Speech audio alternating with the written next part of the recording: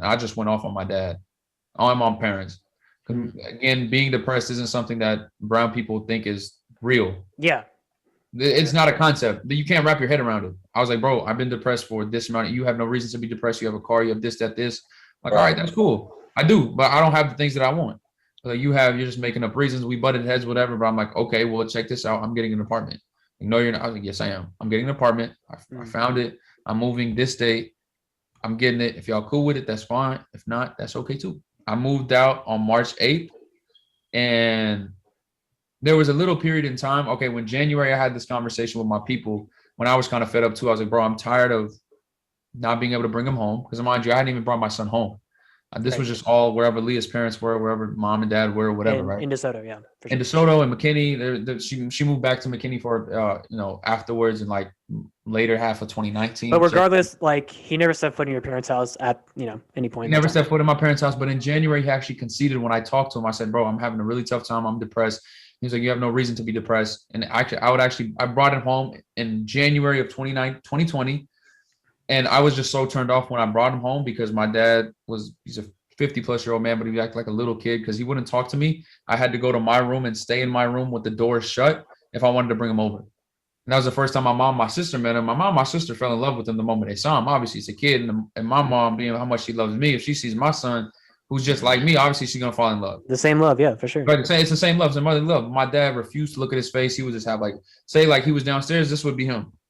If I had to walk him in, he'd be like this, or watching the TV. No. Yeah, I can hear a picture in my head. Yeah. No conversation, no nothing. It's just I go up the stairs, I go in my room, he stays downstairs. We just two different. We don't communicate until Prince goes back.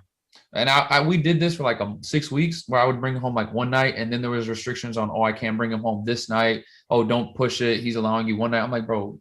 And that's when the February night happened to where Prince wasn't here. I was like, and you just so stressed at that time. I'm like, bro, I don't know what to do.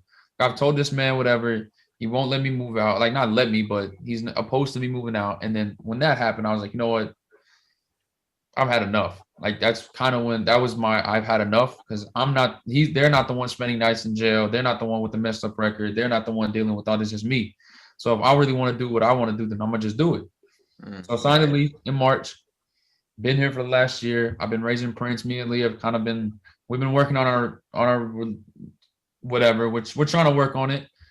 Things are getting better than they were in the before, and because she had her place too, we did our kind of own thing for a little bit.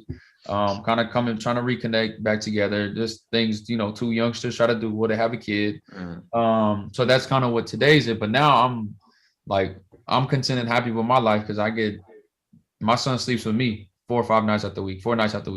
I work from home. I've had him like this past year.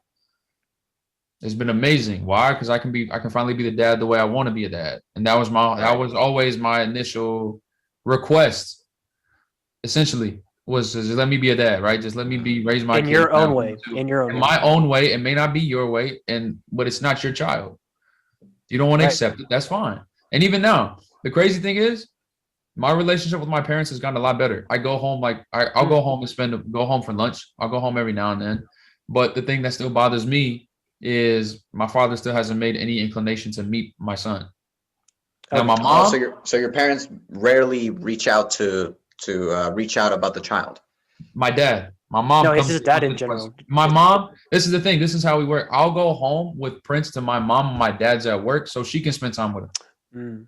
Right. But my mom is also thinking about her situation. She can't really pick me because that's her husband. But you're the son. I'm the son, but she's the husband. That's her husband. Yeah. She can't leave him. You can, but you can't. Because I'm living my own life. I can't bring her into my apartment. I mean, I can, but you could technically, but I technically could, but that'd make things a lot more, not murkier, but that's just not how it works. No, it's completely understandable. Yeah. The mom doesn't move in with the son. So she's kind of in a rock and a hard place too, and my sister loves my son too. Every time I take him home, they'll ask, they'll be, all right, my dad's at work, just bring him over for a little bit. Yeah. Those are the conversations that we still have. Right. And, maybe your sister gets the inspiration from you and she's like, I want to have a baby now. And let's hope not. That's not what that's the inspiration we're looking for. It's not the inspiration we're looking for. But that's kind of me and my dad still talk, but it still bugs me to the point where he doesn't really, there's no inclination to willing to meet Prince, no talks about, oh, what is being a dad like, anything like that. It's just really, oh, how's school? It's good. Yeah, the How's same work? old. Good.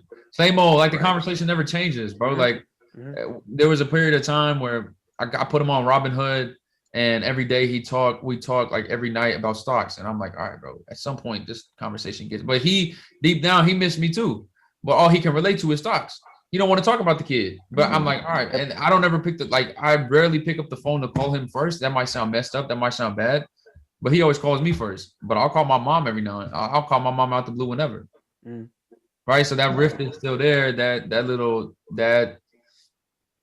I Right. wouldn't say hatred, but that I don't know what the right word is. That little thing from my dad to where it's like, bro, There's still some kind of boundary between you and your dad. there's still a wall there. There's still a There's wall still there. right. There's Right. still a wall there.